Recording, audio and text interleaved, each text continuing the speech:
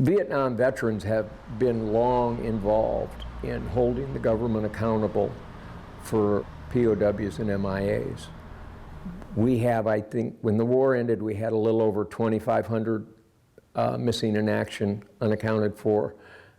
Today, I believe it's a little under 1,500 still missing, but there's over 8,000 still missing from Korea. There's over 70,000 still missing from World War II. When our government tells everyone, leave no man behind, that's, for everyone except the guys that they leave behind.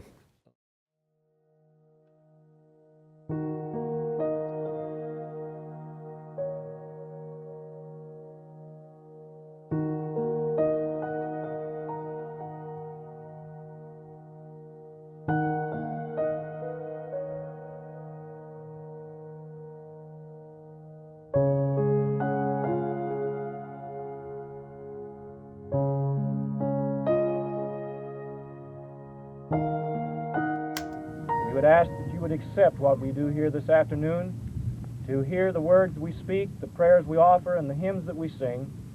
Accept all of these things as true worship of Thee, for we come to Thee in spirit and in truth, and in the name of Christ.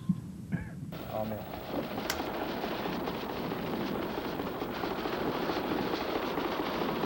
He served in Vietnam. He suffered there for years as a POW, and he knows the special anguish that families of the MIAs still feel. Of South Vietnam, searching for an elusive enemy.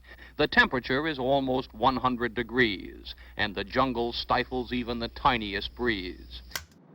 I noticed that the plane gets a little quiet the closer we come to Vietnam. What have you been thinking about, Jones? Well, I think about home mostly, but when I get back, and I just want to get home, that's all. Their mood was wistful, reflective, as they talked with us about the war they were heading for and the country they were leaving behind. Devalle is the lone medic in the platoon. He's scared from the moment he gets out of the chopper to the moment it picks him up. Scared that someday he's going to get killed picking up a wounded buddy. How old are you? 21. Hester, how old are you? I'm 20, sir. You're going over there for the first time and you volunteered. You're regular Army. Yes, sir, I am. I didn't volunteer to go to Vietnam, though. When did you last see your mom, McDonald? Wednesday morning. Was she pretty shook? Oh, not too bad. She took it pretty good. What about you? Can't do much about it. Either go over there or go to jail. You for the war? No, against it. Why? I don't think the United States government should have the right to draft a person and send him to a war that doesn't directly affect the security of the United States. Ted, we can never rest until we have a full accounting. We owe that much and more to our missing heroes and to their courageous families. For it seems now more certain than ever that the bloody experience of Vietnam is to end in a stalemate. But it is increasingly clear to this reporter that the only rational way out then will be to negotiate, not as victors, but as an honorable people who lived up to their pledge to defend democracy and did the best they could. Agenda, then a full accounting for the 2,143 courageous men who are still listed as MIAs. The POW-MIA issue is a top national priority. It's not an easy task for a family to move on when a parent, a father, a mother, doesn't return. It leaves a tremendous hole in that family. And you hear about it all the time now from Tunnels to Towers and other organizations that try to help those families in need because that loved one who served and didn't come back left that big hole. We remember today that all our gentle heroes of Vietnam have given us a lesson in something more, a lesson in living love. Yes, for all of them, those who came back and those who did not. Their love for their families lives. Their love for their buddies on the battlefields and friends back home lives. Their love of their country lives. The bracelet, when it was designed by some college kids in California, and they put the name of a prisoner of war, his branch of service, and when he was taken prisoner. There was a lot of turmoil back then about the Vietnam War, and they felt this was a way of supporting those prisoners of war without making a political statement about the war. The memorial was a unique situation. Joe West, Vietnam veteran, and about 9 other people, Commander Jim DeVoe, and others came to me and asked me if I could help them with a memorial bracelet, a replica of another bracelet, which is elsewhere in another state. So I told them I would do that pro bono, having understood that the Vietnam veterans did not get treated in a manner that they should have after the conflict. I was approached by a Navy captain who had retired, and he saw one over at Battleship Memorial Park in Mobile, and he said, what would look really cool down by the Vietnam Memorial? And I was like, yeah, that sounds good. The memorial bracelet itself was already built. Joe West and Vietnam Veterans America Chapter 96 had already purchased it. They built it, purchased it, and it was sitting in a warehouse here in Tallahassee for over 3 years. We tried 2 different times to get the legislation through. Florida Department of Management Services control the state monuments, and they were all for this. They were really excited about it, but they said, you've got to have legislative approval to put anything on state property. Sometimes in the legislative process, the best of intentions can take time just due to timing.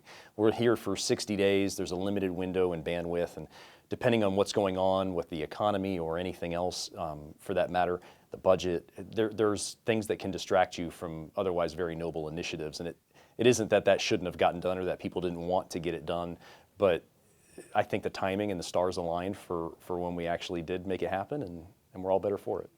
What we offered to the legislature, which was a very, very important part, was that there was no appropriation needed by the legislative body.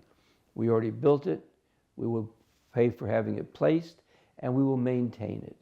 And with those 3 elements, it's much easier to go through the process. People wanted to do it, and like I said, it's a unifying effort. It was very bipartisan, unanimous support. We never got a no vote out of anyone. Everyone was all for it, and partly because we didn't have to go to appropriations because we paid for everything. 120 days later, we had the legislation passed, and the governor signed it, and we were on our way to putting the bracelet down there. So without Steve, it'd probably still be sitting in a garage somewhere. I am honored to present the Florida Vietnam POW MIA Memorial Bracelet. Watching it get dedicated, watching the end result of all that work by all those people. To me, that was the crowning moment of it. I was thrilled on that day. I was walking on air. We had honor guards, we had Vietnam veteran honor guards, we had the governor's proclamation and the legislation that he signed at the ceremony, and we had about 250 people at the ceremony, which was very, very emotional and very rewarding that it came to fruition. The emotions that they brought to that dedication, while I worked hard and I was really happy with my team and everything we'd done, none of that mattered after watching. There was 3 families there, and after watching them come up and touch the bracelet and touch the stone, and then it can't be described. It's I guess warm fuzzies. Does that work? Lots of warm fuzzies, but made me feel really good that I got to be part of it.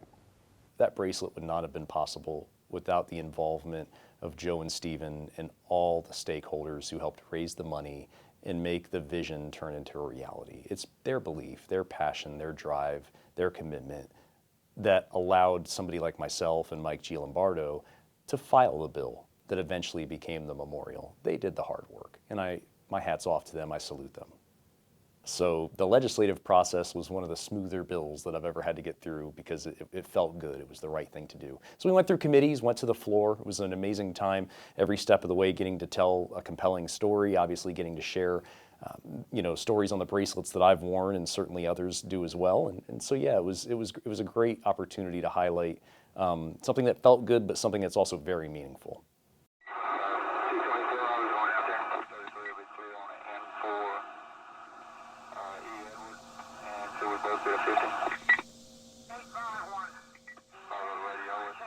I was drafted in 1969. I was part of actually the very last draft class before they put the lottery system into place. I was sworn in December, and on January 1st they went to the lottery system where you, depending on what your birth date was, depending on if you'd get drafted or not.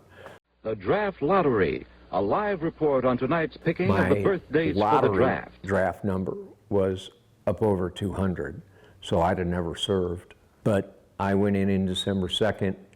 I went to Vietnam the first part of September of 1970, and I was there for a year.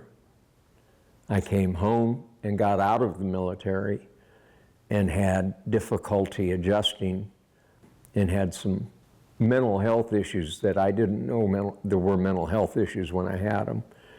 And so I had a problem with drinking, and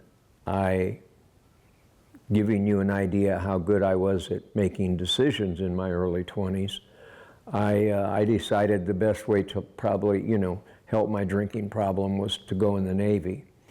That's probably going to rank in the top 5 bad decisions I'd made in my life. But it got me into a treatment center, and it made me aware. I haven't been sober since I got out of that treatment center, but it made me aware of the problem I had. And the getting sober and being part of a 12-step program made a big impact on me being able to grow up and accept responsibility and to do the things that I've done in the last 15, 20 years for the veterans community. Had I not gotten sober, I'd have never been able to do this. Served 2 years active duty in 1967 to 69, 2 years reserve, active reserve, then 2 more years inactive reserve, had a total of 10 years serving in the United States Army. So I thought I'd go into the Air Force. I was a freshman at the University of South Florida. Other things transpired in my life. I became the youngest elected official in Florida at the age of 18 as a freshman in college for my hometown city council in Zephyr Hills. So I really stretched myself pretty thin when it came to my responsibilities, things I had taken on being a full-time student at USF. So unfortunately, I had to give something up. Just from a time management perspective, it was a great lesson. I had not yet signed the line and committed to the military service. I knew that's something I had to do with my life, and that was my purpose, but it wasn't then. And so I withdrew from ROTC, went to law school. Still had that in the back of my mind. I knew I'd regret if I didn't serve. And so after law school, I did everything backwards. After law school, I went into the Army as a reservist. And so I've been in since 2012. And 13 years now, I believe it is, and I'm a major in the Army Reserve in what's called the Civil Affairs Branch. When I wore the first bracelet, it was for Captain Ron Bliss, and he was shot down over North Vietnam and wound up for 7 years in the Hanoi Hilton, they used to call it, and did not come back until when the conflict was over. The military prisoners came out of an airplane, and each individual was named. Then I heard Captain Ronald Bliss. When I heard that name, I remembered I had his bracelet. So what we did, we contacted the Department of Defense and invited him to come to Florida. with his family and his son that he had not seen. He was incarcerated when his son was born.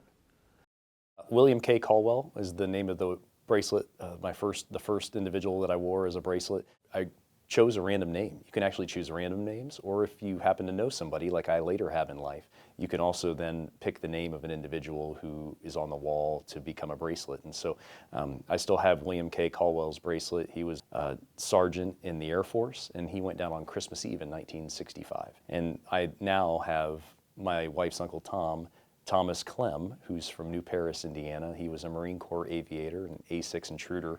That was the plane that had the two side-by-side pilots, and they would launch off of aircraft carriers. And he flew into a wall of lead and never made it home. And it was many, many missions, and this one, unfortunately, was one where the plane did go down. They eventually found a lot of parts of his plane, some parts of his uniform and boot, but they never recovered any bodies. And so he and his co-pilot are on the wall.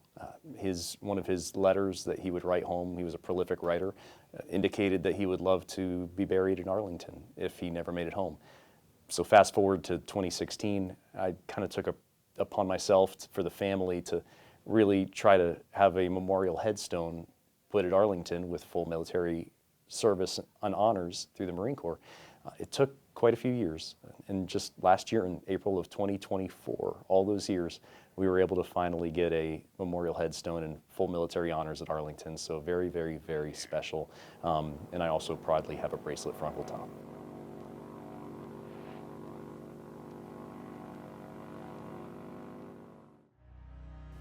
I was a boots on the ground combat veteran.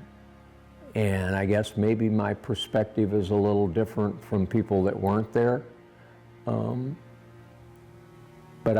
But I've always, in my mind, doing all of these things, I'm doing them for all my brothers and sisters that never got back. And there's 3 of them right there. One from Afghanistan and the other 2 from Vietnam. These are the people that didn't get to come home. And I try to do the things that I do in honor of them, that they didn't get the chance to. I complained to y'all before we started filming about being 75 years old. I have a lot of friends that never got that opportunity. All of our veterans, whomever served, the brave men and women, should never be forgotten. Those that have come back and those that haven't. The hat says, not forgotten. Those individuals that served during that period of time and other times protecting our great nation deserve that recognition. I think the most important thing is we have to continue to honor the brave men and women who served this great nation. Period.